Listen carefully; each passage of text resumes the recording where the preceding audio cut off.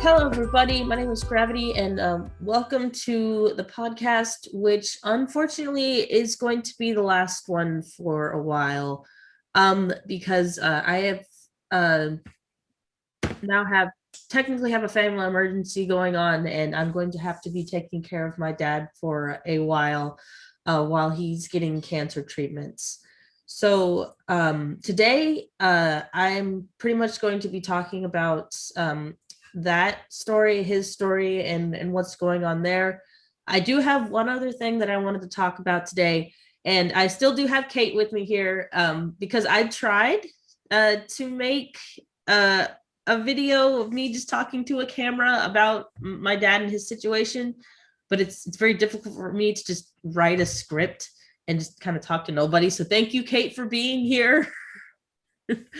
So before we get started though, and I know that this one kind of has a heavier topic for me. Before we get started, Kate, do you have any news or anything you want to say before? No, I can just be here to bounce things off of you and give you some moral support. Thank you. All right, so I guess to get started, I believe when I was 14 years old, my dad was diagnosed with multiple myeloma. And do you know what multiple myeloma is? Because at the No. time, I was like, I thought cancer was just cancer. I didn't know there were so many different kinds when I was 14. So apparently, multiple myeloma is. I have the Google definition here, so I don't just stumble over trying to explain what it is. So multiple myeloma is a cancer that forms in a type of white blood cell called a plasma cell. Healthy plasma cells help you fight infections by making antibodies and recognize and attack germs. So they help your immune system. In multiple myeloma, cancerous plasma cells accumulate in the bone marrow and crowd out healthy blood cells. So my dad's cancer is pretty much in his bones, which has been weakening his bones. He's got a bunch of like bone lesions right now. And okay, so as soon as my dad found out that he had it, he started going for treatments for it. And this particular cancer, as far as my dad has been told, as far as all the research that I've done on it, is only supposed to have a 5 year like life expectancy. Wow. And he has been fighting through it for, I believe, about 14 years. So he has passed that mark like significantly. So that is a huge blessing. However, every treatment that he could have to fight this thing, he's apparently tried all of them, and now none of them are working. So the last thing that he's able to do right now is to get a bone marrow transplant. And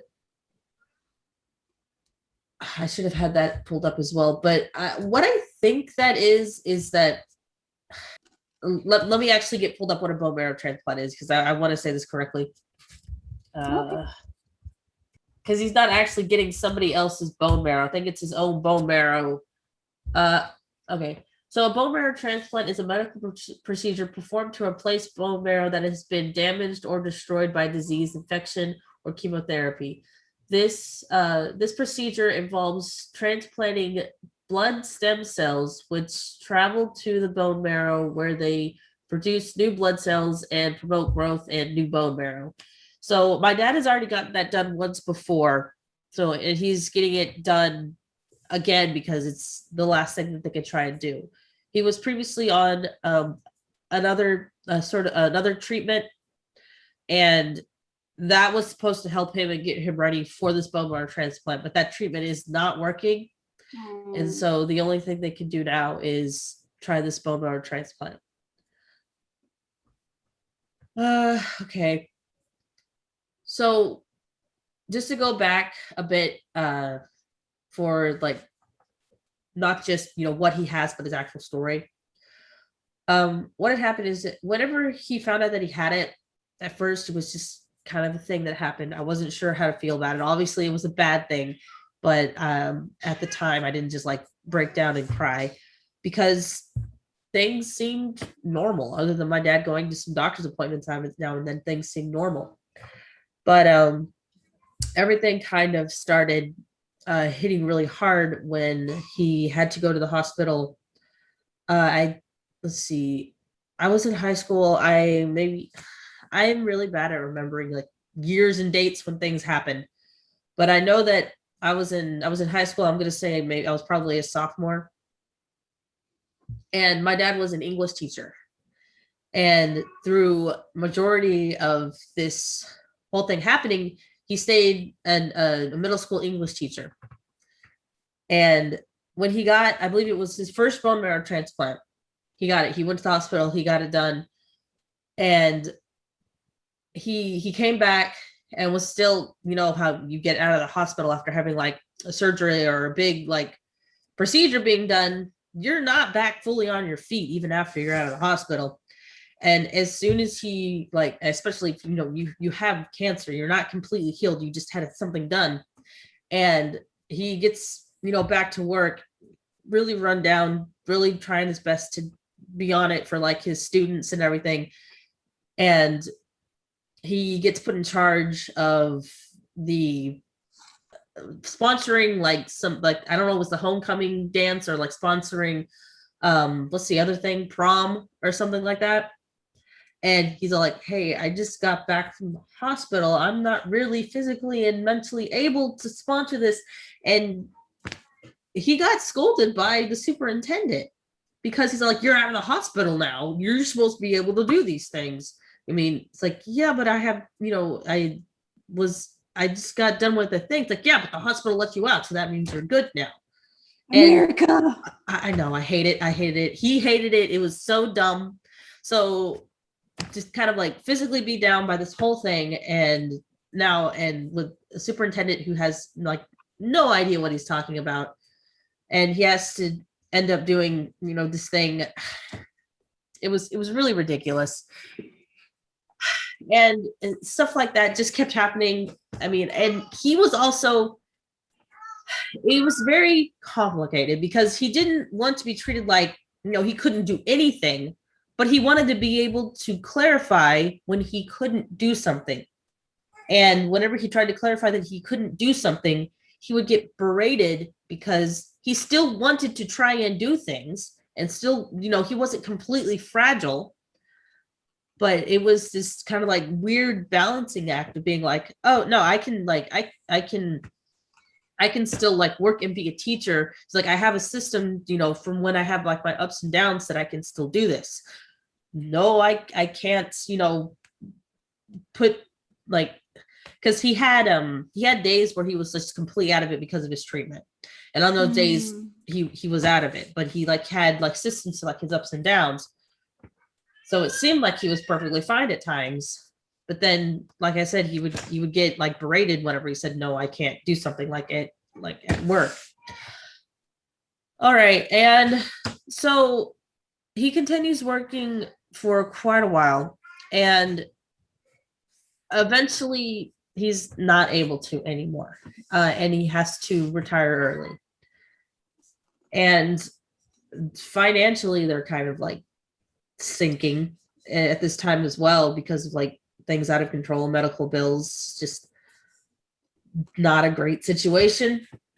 And they end up having to move to let's see, we were living in San Saba. Well, actually we were living in Cherokee, Texas, with a small town, middle of nowhere. And I should tell you, the school that he worked at was probably had a couple hundred students, so very small. But that's probably why well, I don't know, ignorance is everywhere. But I was gonna say that's probably why the superintendent was so ignorant. And so I ended up having to move away to San Angelo, Texas, so that he could be closer to where he can get treatments. And because prior to that, he was having to drive back and forth a lot, which it wasn't too far, but it was like, I think a 45-minute hour drive, like every week, twice a week. So that was a lot. So he ended up moving to San Angelo where he could just be in the city where his treatments are. And so now he is unable to work, and I don't know if he's trying to get unemployment right now or if he's already has unemployment.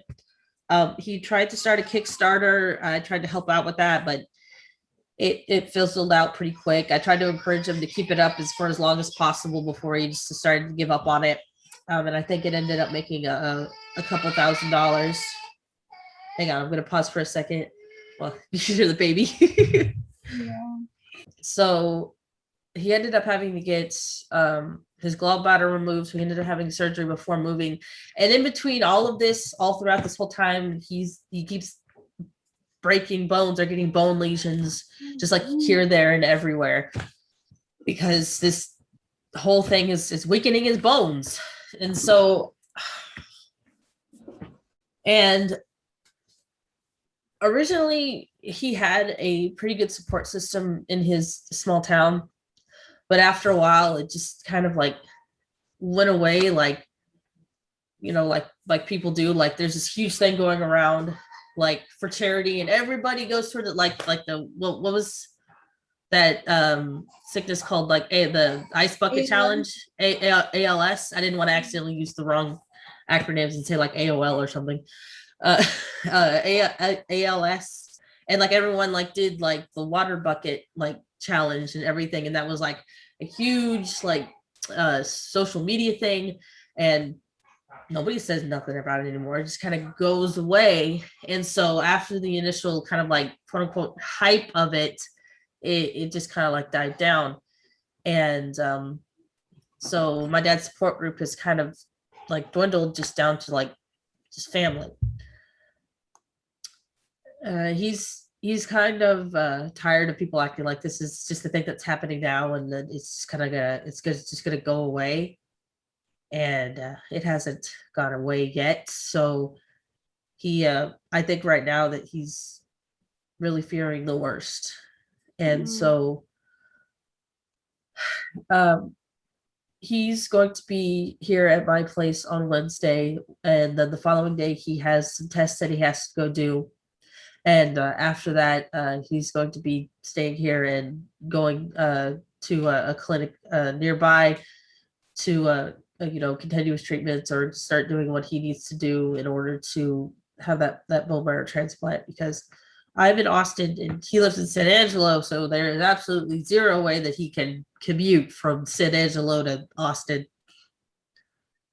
So can I ask a question? Oh, go ahead.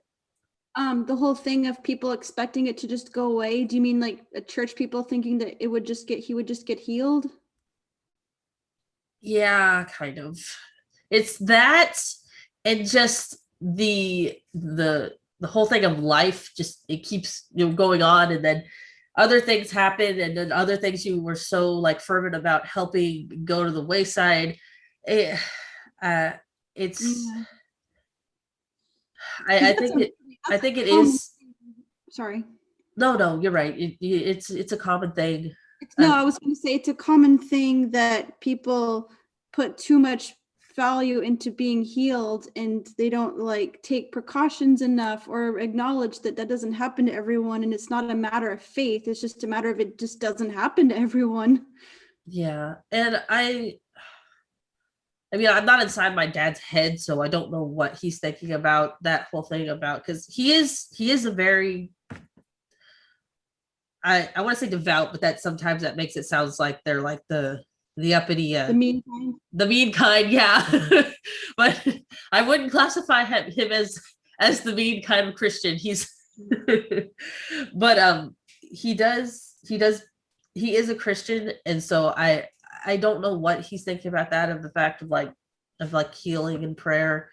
I don't want to put words in his mouth about like what he might be feeling about that, but I know that he is pretty discouraged right now, and we actually had like a family meeting not too long ago, and some of us family members, we are there for him. We do help him out all the time, but as far as knowing how to talk about it with him, we're not that good at it. And he kind of expressed that to us, and yeah, that was a very emotionally taxing conversation. Like, even if this whole medical situation wasn't happening, everyone has problems with their parents, don't they? Oh yeah. That's Yeah. very, very, very normal. Very And close. another thing, and I didn't want to bring this up, but it's very true. I live, this is a small apartment and privacy is limited. So, and if we continued our podcast, I don't think I would be able to actually speak my opinion freely without him overhearing. And then I get done recording, and then I get in some sort of argument with him. And I also don't want that to happen. Where you're coming from, especially if he's here for me to like help take care of him so that he can get to his appointments and stuff. And I don't want there to be that tension. And there will be appropriate times for me to have particular conversations with him, but I don't want to cause tension like that, like, purposely. Oh yeah, it makes total sense. All right. Do you have any like questions about like anything else about the particular kind of cancer? So how is this affecting you? Like, is it hard for you to do the other things you need to do in your life? So ever since I first found out, I told myself I wasn't going to do two things. I told myself that I wasn't going to act like it was the end of the world. And I told myself that I wasn't going to blame God, and that I was going to trust God, like, no matter what happened. Because, I mean, there's a Bible verse, but what's the worst can happen? The worst that could happen is that he could die. But our faith believes that there's something more after death. So, and I don't want to fall apart and break down because he might go to paradise. Oh no. But at the same time, I'm like, that gives me this attitude that makes me feel like I don't care. And I really hate that. And I think that sometimes that's kind of prominent, and it makes me feel really bad because I don't want to feel that way. But at the same time, I don't want to force these emotions of sadness. And so it's very difficult for me in that way. Yeah, well, there's a lot of things that are a part of this whole toxic positivity in Christianity, like, don't feel sad because they're going to heaven. Like, no, you're allowed to feel sad, and you're even allowed to be angry at God. Like, God can handle it. God can handle all of our emotions. So however you're feeling is how you're feeling, and it's valid. I mean, I'm not going to say that I've never been angry at God. I mean, I think there's been times where I have been, but it's not for very long. And I don't think being angry at God is the same as, blaming him for a situation. Yeah, but it's all stages of dealing with things. It's definitely doesn't make it, even a person blaming God doesn't make them a bad person. It just means they're human going through a tough time. Yeah, definitely. I wanted to say something. I've been talking to a kind of counselor, coach kind of person. And when I talk about the things, my stresses, with my parents, that like, I was pretty sure that my dad is super disappointed in me and my stances now. And like, well, how do you know that for sure? And even if he was, how would that affect you? Like, how really would his disappointment affect you? It's like, what if the neighbor down the street said, hey, I'm really disappointed you made that video about the Bible not being anti-LGBTQ. Like, what would I say to somebody who didn't know me? You don't even know me. My dad doesn't even know me. Nobody, people who are putting thoughts and opinions in your head and saying you don't care, whatever, they don't know you. They don't know what's in your heart. So their opinion, therefore, is a little bit less valid.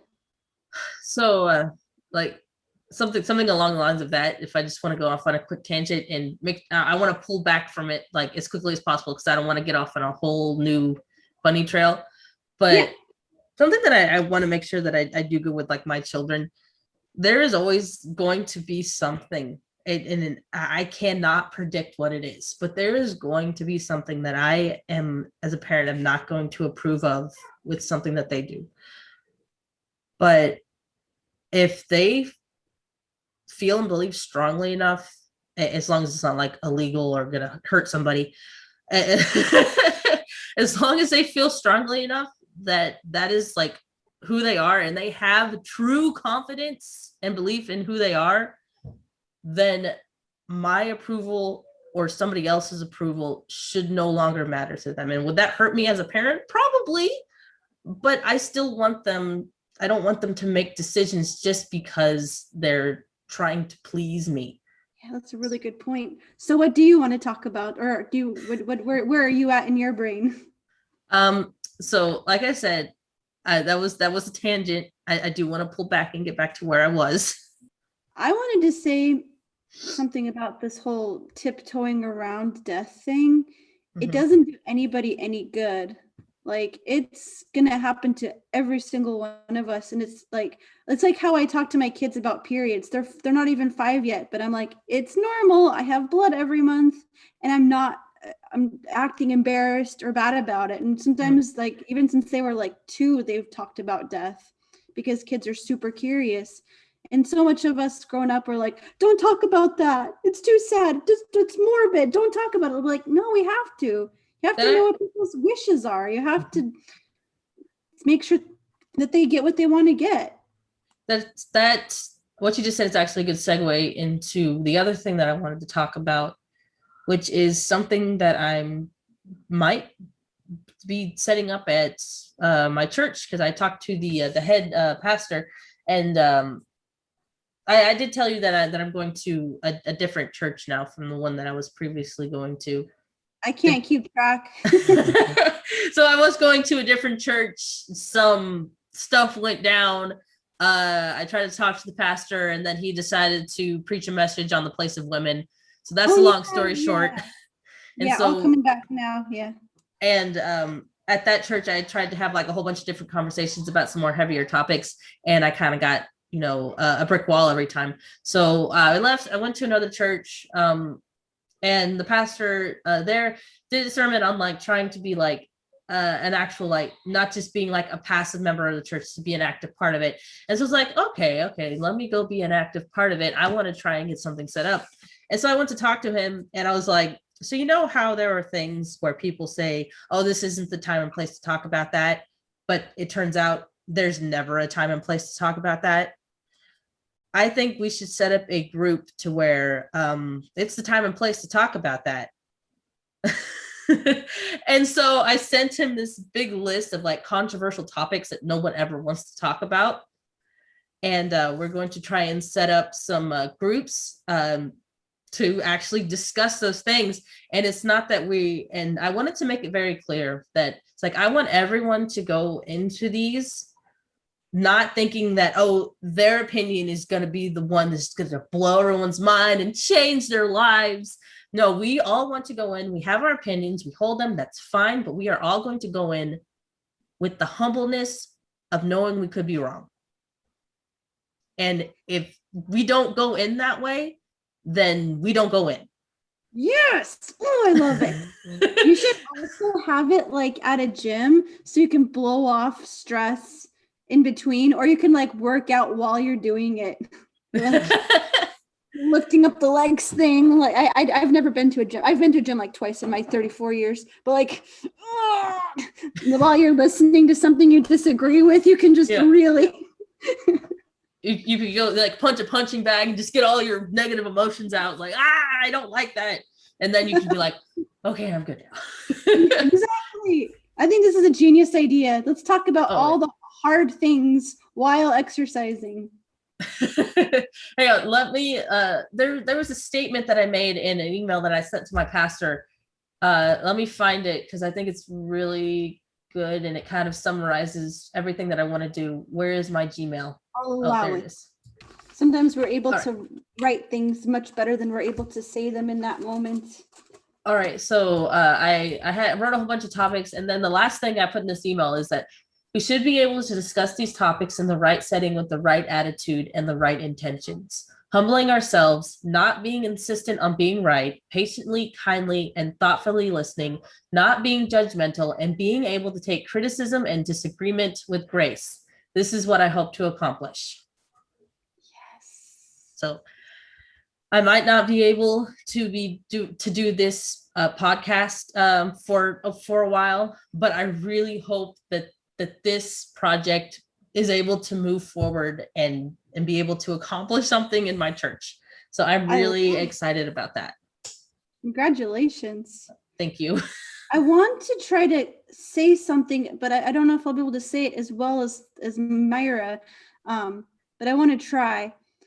When you're feeling completely stressed and overwhelmed, and like really ask yourself, why am I thinking this? What am I feeling? And try to center yourself in what's actually true and what's actually here and now. Like, no matter what your siblings think of you, no matter what your dad thinks of you, what's true in the moment. And look at your emotions and look at your thoughts and being aware of them and being aware, like, okay, right now I'm here. I'm having a conversation with you. This is what's happening right now. So there's nothing else to be feeling weird about, because the other stuff that's I'm feeling weird about isn't real right now. It's like that. Have you ever seen those like little videos or little comics? Someone will just be standing there, and then it'll be like, random embarrassing thing that you did in high school. Like, well, the rest of my day is ruined. I can't think about anything else now. Yeah, exactly like that. I actually was editing a conversation I had with this legend bass player, Leland Sklar. This guy has worked with everyone, and he was talking about this. No, sorry, it was Scott Page with Toto. Scott Page was talking about this. Just living in the moment. There's so much freedom to ask yourself throughout the day, where am I? I'm here. And then getting free from so much stress and thoughts that are not relevant. To go off on another tangent, because this is all something else that I want to talk about just a little bit. I just recently started taking medication for ADHD.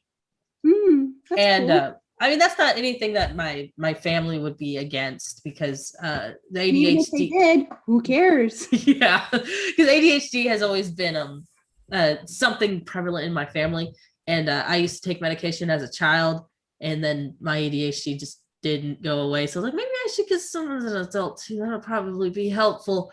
But with the previous church that I was going to, I didn't want to tell anyone that I was going to take medicine for like a mental illness, or if you want to call it an illness. I don't think it's an illness, but like something that's considered like a mental illness, because I know for a fact that they would encourage me not to.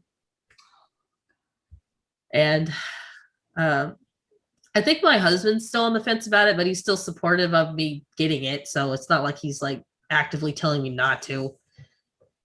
But yeah, I just wanted to say that. I don't think it has anything to do with the rest of the conversation. I might cut it out if it doesn't flow. Well, it does. I mean, if we can find a way for it to fit, that it's being aware of your feelings and your anxieties can also very much mean being aware that, hey, my brain isn't functioning the way it could be. And it's maybe feeding me anxieties, or like you could be in the hyper focusing stage of the ADHD. Oh, yeah, I do that a lot. Yeah. And then you can like remind yourself, hey, this is a temporary feeling right now. And and soon after this is probably going to come the drop. Yeah, I was always so worried about that drop, because I could be like so focused on something. I'm going to do this. Like, I'm going to do a podcast, and And then there's the drops like, no, I need to push through on this. I said I'm going to do it. And there's just so many things that I just drop off on. And I'm just trying to not do that. And I feel like me having to end this is me dropping off of it. But I was like, no, there's a legitimate reason. Legitimate reason. And even if there wasn't a legitimate reason, people are allowed to take breaks. Even if there wasn't this matter of privacy and your dad and stress, people are allowed to take breaks. This hustle culture that's like, keep going. What are you? Don't be a loser. Like that hustle culture is toxic and evil in some ways to make people's worth depend on what they're able to do. That's just wrong. Yeah.